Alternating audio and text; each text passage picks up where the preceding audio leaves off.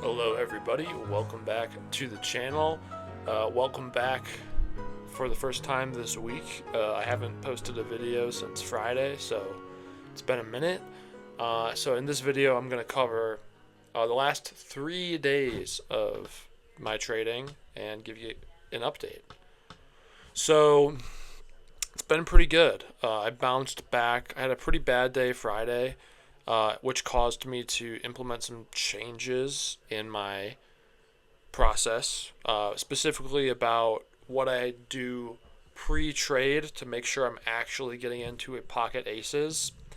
So I'm sharing my screen now. I covered it in the last video, but really just focusing on answering these questions up here, making sure I'm only trading when 2 out of these 3 higher time frame factors, variables, parameters, whatever you want to call it, making sure 2 out of 3 of these are hit. Just being mindful of chop. Am I in chop? Trying to avoid chop. Not to say I won't trade inside the previous 1 hour bar. I did that today and it worked out, but it just depends. Like, is the previous 1 hour bar, is it clearly moving with direction, and are you just inside the previous bar because you're in a pullback? Or has it been chopping for a while? There's wicks on top, wicks on bottom of the 5 minute. Just being objective, paying attention to chop. Also just trying to size up my trades, thinking about the expected loss if it loses and the expected value, what I'll make if it does in fact win. And then I can also compare what my actual profit and loss was compared to my expected value of the trade. So for example, on this trade here, I made 3R. This was Monday's trade. I made $231.25. So I beat my expected value. However, on today's trades, I did not. On my first trade, I made about 1/3 of my planned EV. On my second trade, I made a bit more, like 75% of my planned EV. So it's just nice to see, the disconnect between what I planned to do and what was the actual result.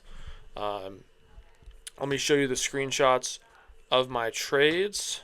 So this was, I don't want to start with Tuesday. So this was Monday's one and done trade right here. I got in above the prior day high. I started getting stopped out. I did not want to give up on the trade though, so after this bar 43, I re-entered, tight stop loss right underneath. But here's the deal: this was above the prior day high, so it kind of broke that level, retested it, and then moved up. So I thought, hey, maybe there's a chance that this low of bar 43 will hold. So it came back against me, but I got back in. I did not give up on the trade.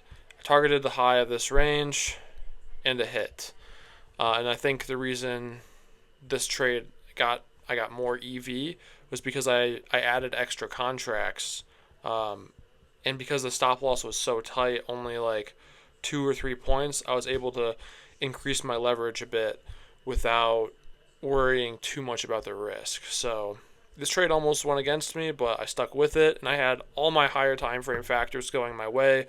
The hourly EMAs were bullish. I was above the day's opening level, this green level here. And then I also was above the prior day high. So that's 3 for 3 on my higher time frame stress tests. And this red bar here is the high of this bar. I probably should have targeted a little bit higher. A breakout of this bar, I could have made, another $100 pretty easily by just letting this go another 5 minutes. But I still got a 3R trade. It was still a good trade. And I'm happy with that. So can't complain. But the deal is, bar 46 looks pretty bullish. I probably could have let it go for a little bit longer. Maybe past this pivot. I could have targeted the recent highs and probably squeezed out another 5 points. Probably another $100. So probably could have made another R, been a 4R trade, but. So it goes 3R. I just wanted to I was really nervous about taking that trade like because of how poorly Friday went, I was pretty timid. Like my psychology was like I might not trade today. But I opened my chart. I saw we had all three higher time frame factors going for me. I did not want to give up on that and miss that. So I ended up taking it and it worked out. Yesterday, there was not much action at all. I took a couple trades and realized I don't want to be taking these, so I got out. And yesterday was basically a break even day.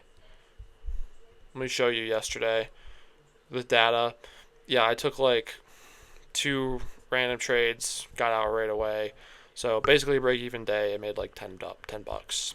And then today, let me show you today's. Oh, I won't show you that picture. I'll show you this picture right here. So I took a trade here, realized I was targeting too much because look at, we had already extended quite a bit. We've made a big move already. I don't want to like get in after it's made like most of the move already. I expected that, hey, I think we're going to be kind of bullish today. We're above the day's open. We're near the prior day high.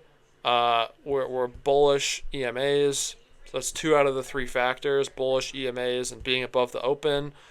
So I took this trade, realized I didn't actually want to be in it. We were approaching the prior day high. I took one there because I thought, we might reject from this. We did reject from it. I just wanted to get out. So I made like 50 bucks on that trade. And then this trade here, got in at the lows, or near the lows off bar 18 as a signal bar. And I just targeted this pivot point right here and ended up, let me show you the final result. Followed that most of the way to the pivot. I realized I over leveraged slightly with 3 contracts, so I got out. So that's kind of a good reason to get out, realizing I was over leveraged. So I secured like 20 bucks right there, and then I let the other 2 go all the way to the pivot. So I'm happy with that result. And then if we look at the actual chart, we can see that it pushed up to that pivot, rejected, but it didn't go below the entry signal, and then it did go back up to the prior day high, and then break out. So it's pretty cool. This green bar should be not there. This green bar should be down here. Okie dokie. So that does it. That's today's video. I appreciate you watching. Pretty happy with my performance the last few days, but I'm not like overly excited and euphoric like I used to be, which I think is an okay thing. I mean, I'm not getting super emotionally involved in my trades, and I'm happy that I'm up, but I know that's just a result of the process, and it's also a lot of luck too. A lot of trades could have went against me, and I could have been stopped out. And the key is you don't focus on the results. You just focus on the outcome. You focus on the input, what you're doing, making sure you're doing the right thing, and knowing that if you do the right thing over time, over 1,000 trades, you will be profitable.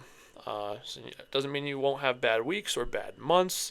I think Lance B said he was only profitable like 9 out of 12 months, so big factor there. Alright, that does it for my video. Thank you for watching. See you next time.